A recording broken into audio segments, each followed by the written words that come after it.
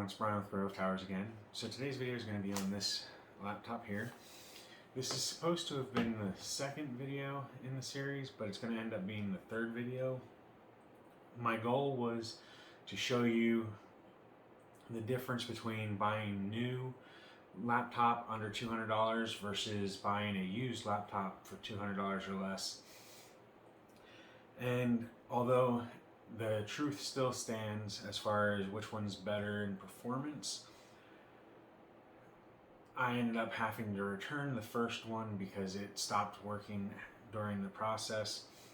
The second one I could not install Windows 11 on, but it still runs, and it runs well enough for what it is. The third one will be this one here. And the only reason that I'm doing 3 instead of 2 is because the first one stopped working. If it had continued working, I would have done just the 2 videos. This here is a Lenovo X1 Carbon. This is a first generation. Picked up on eBay for about $115 to $120, including shipping. So it may vary a little bit based on where you are. I believe before tax and shipping it was like $98 is what I paid, if I remember correctly.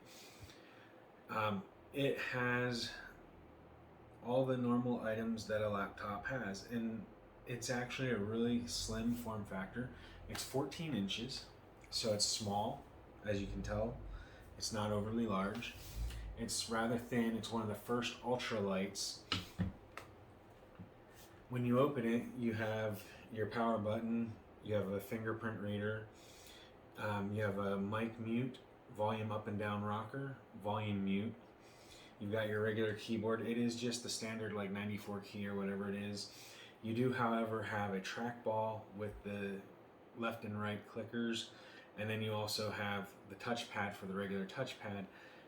It only has the left click when you click on the actual click of the touchpad, which is kind of disappointing. I've gotten used to the newer models where they have left and right when you click on the correct side. Aside from that, everything's in fairly good shape. The deal though is that the $98 was not all inclusive. Although this specific one on eBay for $98 did include the power adapter, a lot of them don't. That's an extra $15 to $30 on average. You can get those on Amazon.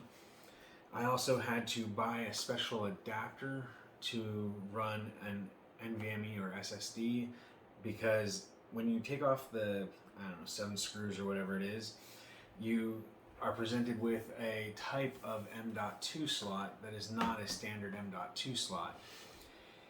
It's not M-SATA and it's not M.2 exactly, so it doesn't fit either M-SATA or M.2 drives normally. So what you have to do is you have to buy like a $13, I think it was $10 to $15 adapter off of Amazon that you plug in, bolt down.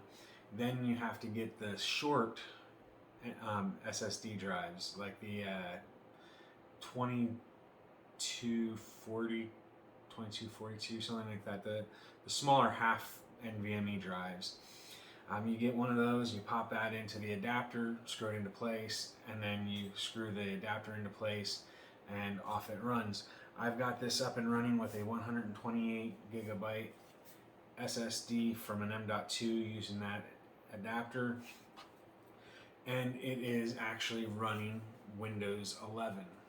It is a 3rd gen i7 with 4 gigs of integrated RAM. The RAM is actually soldered onto the board, but just so you can see, this is a 3rd gen i7 37 something or other.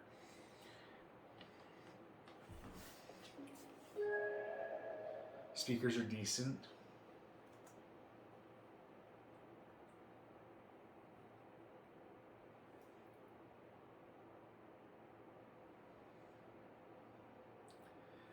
And this is Windows 11 with it aligned to the left. So when you go over to the start, it pops up the Windows 11 menu so you can see that it's Windows 11. So this laptop with the adapter and the SSD ran me about 150 bucks, maybe 170 if you include shipping, but it was somewhere in that 150 to $170 range. And I have a Windows 11 laptop that is running 128 gigabytes of SSD instead of the 32 gigabytes, 32 gigabytes that it was running on the smaller ones. So the new ones are running less storage space. So the newer models that are $180 to $200 in the store, they're running integrated or soldered on SATA drives that are slower in performance on average, and they are 32 gigabytes. They run 2 or 4 gigabytes of soldered on memory, and they come Windows 10 unless you get a brand new model that's going to be a little bit more. Those are generally like 220. Those may come with the Windows 11, but the 32 gigabyte models cannot upgrade to the new version of Windows. So if you have a Windows 10 version, you may be able to wipe it and install Windows 11 with some hassles, but you will not be able to just toss in the drive and upgrade it. Whereas this one came without a hard drive, put in my own, 128 gigabytes, costs less than the new ones. It's still an ultra wide. It's 14 inches instead of 11.6, and I get 4 times the space. I get the same soldered on memory, but I get 4 gigabytes for sure, and I get an i7 CPU, which even the first generation, which was 2 cores, 4 threads, that still outperforms a modern Celeron that's just 2 cores, period. So this machine outperforms it, runs smoother, has Windows 11 capability, and all for less money. So the point of these couple of videos was not to show what I'm buying, although that is a feature that I get to do, is I get to share with you what I buy, but it's to show you that sometimes buying a used item off of eBay not only gives it another life to be useful, but it also gives it the ability to give better performance to somebody who's willing to buy used. Now, when I was installing the SSD, I did also take apart the whole thing and I repasted the thermal paste. I recommend doing that once you've tested it and made sure that it's working. But aside from that, it's up and running, it runs great, and it's a great notebook laptop for taking to school, or even some very, very, very light gaming like Minecraft. You might, the screen on this is 1600 by 900, so it's better than 720p, but it's not quite 1080p. So it does give a little bit of a performance boost because it's not 1080p, but it's very similar looking in quality, so you get a little bit better performance. I wouldn't recommend it as a gaming machine, but for schoolwork and light gaming, we're good to go.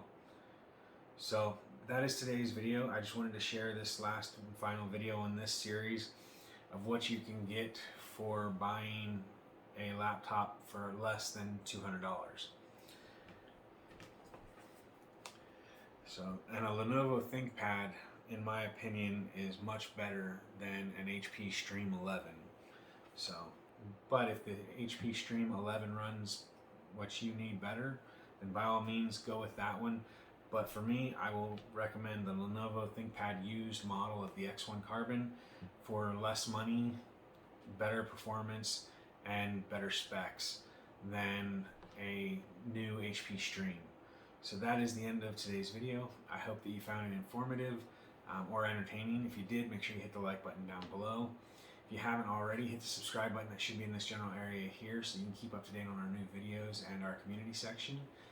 And as always, if you have any questions for myself, the channel, or the products, then go ahead and leave those either down below in the comments section or at TowersGrey on Twitter. We will answer as quickly as we can.